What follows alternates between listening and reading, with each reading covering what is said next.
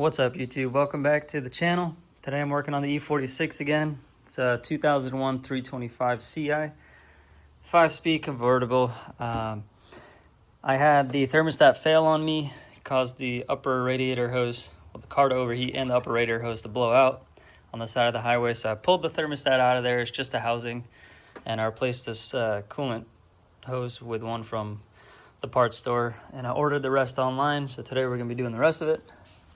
But there's going to be the upper radiator hose right here, the lower radiator hose, as well as the coolant temperature sensor that is on there. I'll show you that in a moment. The thermostat, which is in this housing, and it comes as one part, the housing with the thermostat. There is one hose right here.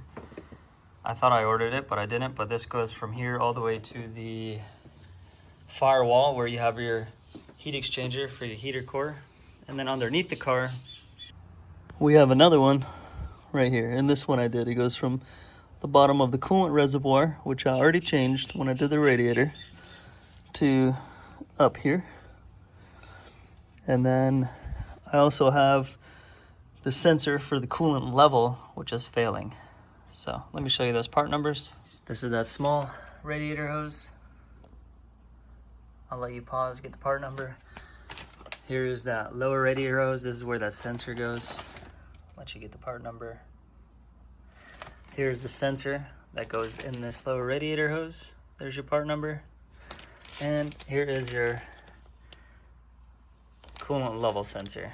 There's your part number. To start, jack up the car, and please, for the love of God, use floor jacks. Shake the car, make sure it's secured before you go underneath it. I have a story, but I'd rather not share it. And if you don't already know, we're just gonna remove the intake, the air box, upper and lower halves, and then the fan. Fast forward 30 seconds if you don't wanna see it. But the intake, you got these 3 snaps. 1, 2, 3, just pull the center out and then the whole piece comes out. Then you can squeeze and pull it out of the box. The top of the box, you just have these clips going all the way around it. And then 2 on the mass airflow sensor. That comes off. The bottom, you got 2 10mm bolts. That comes out. And then for the fan, you have 2 fasteners. A Torx screw, Torx meaning one of those, and then another one of these little pops, and 2 plugs. The 2 plugs are here. The Torx screw is here. The little plastic snap is right here. Once you have them out, you just lift the whole fan assembly out and it comes out, and you'll be caught up. One more note, I would replace the bleeder screw with one of these brass ones, because the plastic ones break and they'll cause you to overheat as well on the side of the road. So order one of those as well. And if you didn't already do your expansion tank and your cap, go ahead and replace those too. Save yourself the headache down the road. Back underneath the car, you have the pan. There are 2 screws. They're just 3/4 turn, and they'll unlock. There's 2 on each side. I had 3 in the back. You might have 3 more in the front. I don't have any in the front. But remove those, the whole thing drops down. And then to take the hoses off, we're going to want to bleed the system first. So you can either do that by removing the bleeder screw underneath here, right here. And I'm sorry, I called it a bleeder screw. It's the drain screw. But this is plastic. I don't want to deal with it breaking because I'm not replacing this unit. So I'm just going to disconnect the hose and let it drain from the either this side or the bottom of the lower radiator hose there.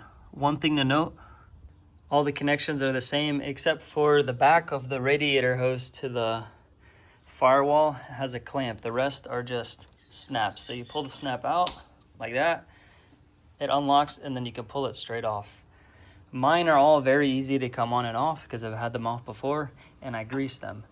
If you haven't had yours off, or if they've been on there for a long time, you're gonna be cussing at this thing for a long time. So if you manage to get this one for the upper and that one for the lower, and you can't get the ones off of this, that's fine. Just take the whole thing out with the assembly. You're gonna replace it anyways. Because again, the thermostat, excuse me, I didn't show you that one. This is the part number. There, right there. And as you see, it's one big piece. So if you can't get it, don't sweat it. That's 2 less things you have to deal with. This coolant level sensor right here is pretty simple. You just disconnect it from the plug. It's a 1/4 inch turn to the right, is what it looked like. And then you pull it down. It's not gonna leak. There's no coolant in here, so don't worry about draining it if you're only changing this. The new one, we'll grab, this is the new one, and then install in reverse order. So up and to the right. There you go, 1/4 inch turn, and plug it in.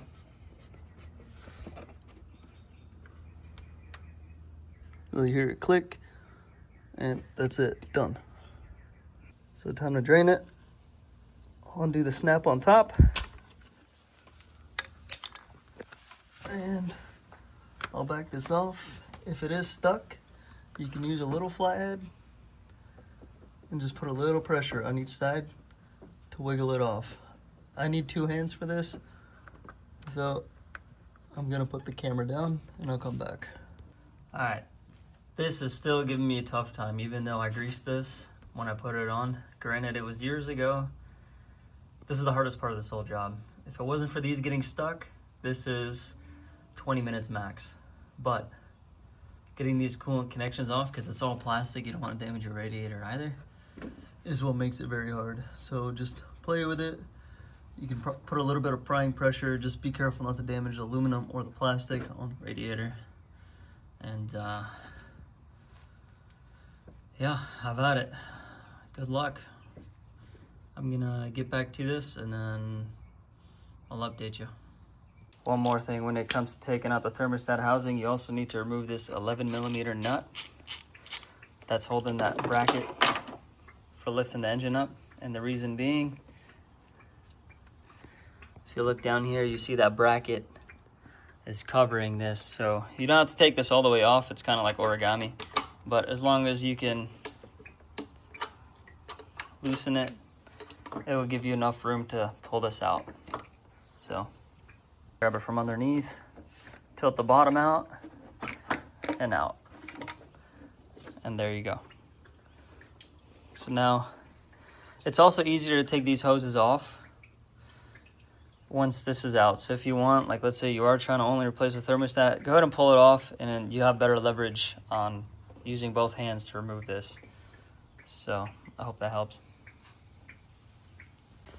To make removing this hose easier down here, you can remove the air supply duct or the cooling duct for the alternator. Just push down on the back half, go underneath the car, pull it off down here, and then pull the whole thing down and out. And now you can access this easier. Remove the clip from the top, pull it off, and then back on the top side, this is the alternator, this is where the air box was.